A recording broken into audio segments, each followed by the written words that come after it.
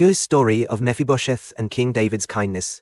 After King Saul and his son Jonathan fell in battle against the Philistines, David ascended to the throne of Israel.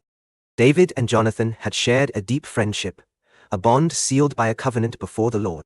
Jonathan had once said to David, "Show me unfailing kindness, like the Lord's kindness, as long as I live, so that I may not be killed. And do not ever cut off your kindness from my family." Though Jonathan was gone, David had not forgotten his promise. One day, as David sat on his throne in Jerusalem, he asked, "Is there anyone still left of the house of Saul to whom I can show kindness for Jonathan's sake?" A servant of Saul's household named Ziba was summoned before the king. Ziba replied, "There is still a son of Jonathan. He is lame in both feet." David was moved by this news and asked, "Where is he?" Ziba answered, "He is in Lodebar, at the house of Machir son of Ammiel." Without delay, David sent for Jonathan's son, whose name was Mephibosheth. Mephibosheth had been only 5 years old when news of Saul and Jonathan's deaths reached his household. In the chaos, his nurse had fled with him, and in her haste, she had dropped him, causing his permanent injury. Now, years later, he lived in obscurity, far from the royal palace, in fear that the new king might seek to eliminate any surviving members of Saul's family. When Mephibosheth arrived at David's court, he threw himself face down before the king. "At your service," he said, trembling. But David spoke gently.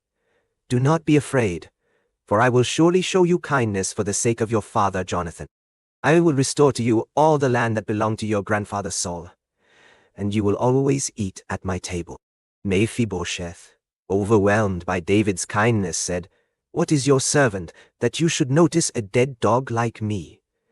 David did not waver. He called Ziba and instructed him, "I have given your master's grandson everything that belonged to Saul and his family. You and your sons and servants are to farm the land for him and bring in the crops, so that your master's household may be provided for. But Mephibosheth, your master's grandson, will always eat at my table."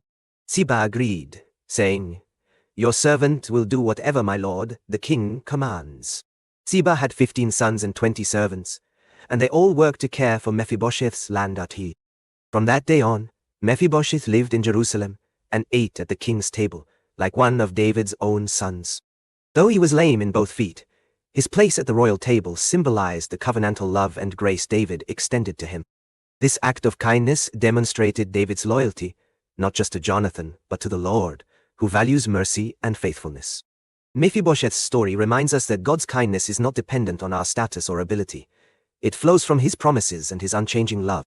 Through David's actions, we see a glimpse of God's own heart, a heart that seeks out the broken, lifts them from obscurity, and invites them to share in his abundant blessings.